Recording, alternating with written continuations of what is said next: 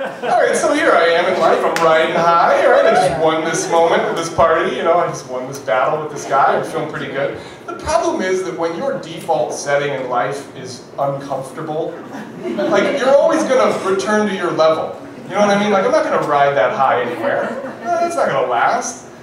I started going to yoga not long after that conversation, and it brought me right back down to where I used to be. That is an uncomfortable thing to do. And I guess I would just say this, I'm very late, I'm late for everything I do, and so, you know, it's 4:35, and I'm like, I should probably leave now to go to 4:30 yoga. And so I'm gunning along, I'm driving on the sidewalk like I'm an FBI car chase. You know what I mean? I'm like honking at an old lady in a stop sign in a school zone. Because that's how I find my center. And so I get to yoga, and I don't know if anyone's uncomfortable and it feels like I'm going to make fun of yoga, you know, it's fish in a barrel, right? That's fair enough. It is, isn't it? It's like weirdly flexible fish and strangely serene barrel, right?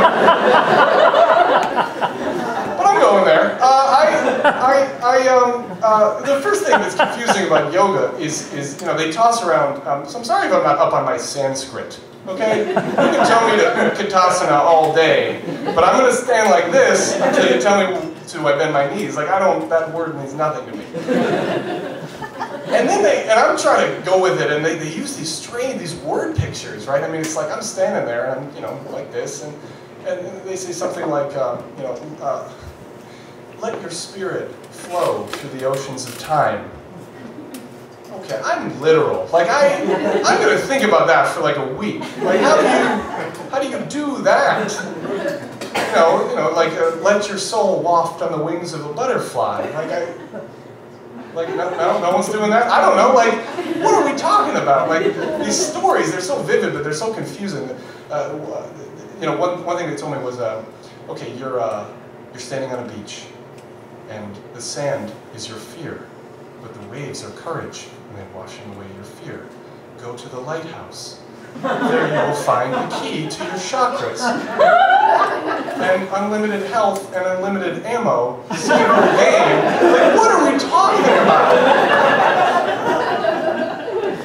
The last thing I want to say about yoga, and I say this out of love, because someone needs to tell them about this, because they have not thought this through. Okay, there is a position in yoga.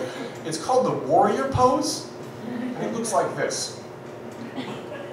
Now, I don't know who your war is against, but I would be killed instantly in this position. Now, and then there's Warrior 2, which is like this, and again, like, what is the attack? Like, what are we doing? What are we doing? Stop it! I'm concerned that you're going to be wiped out immediately. A bunch of warriors doing that.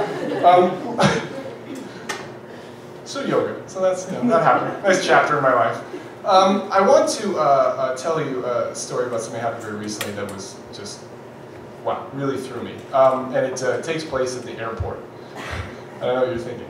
Airport jokes? Whoa! Comedy pioneer. Like, finally, somebody has thought about doing jokes about the airport. Like, you, sir.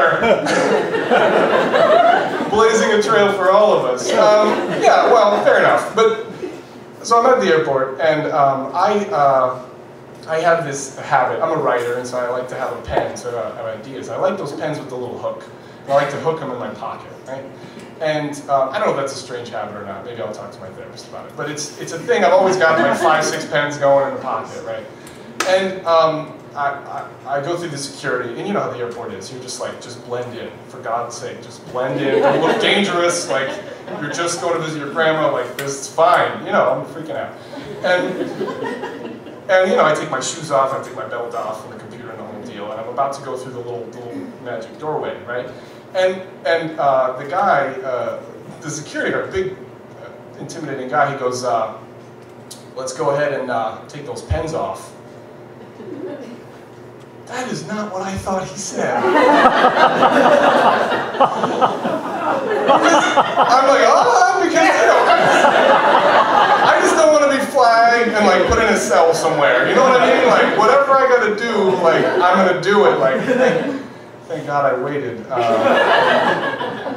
So let me conclude our time together here with a little pearl of wisdom that I learned the hard way, like everything in my life. And I have a story to tell you, and it involves children. So that's, so you know what my mental state is during this time.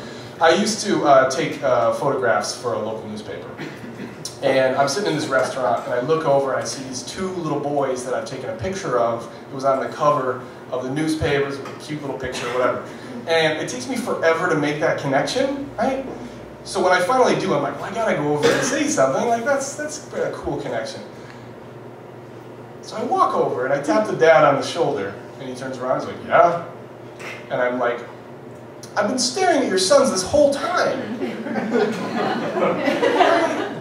Why lead with that? Like, that's not the point that I'm trying to make. Like, so I'm like, oh God, I better keep going. So I said, it's because I've taken pictures of them.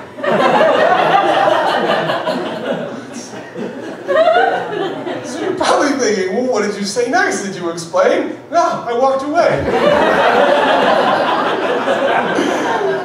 I was so deep underground, I was like, I got no other option, that's it. But let me leave you with this, and it is a pearl of wisdom. If you're having a conversation with a stranger, and there is a degree of doubt, just a tiny degree of doubt in their mind, that you might be a child pornographer, you stay and you clear that up. Use your words. Don't be like me, guys. Thank you very much. It's been a lot of fun.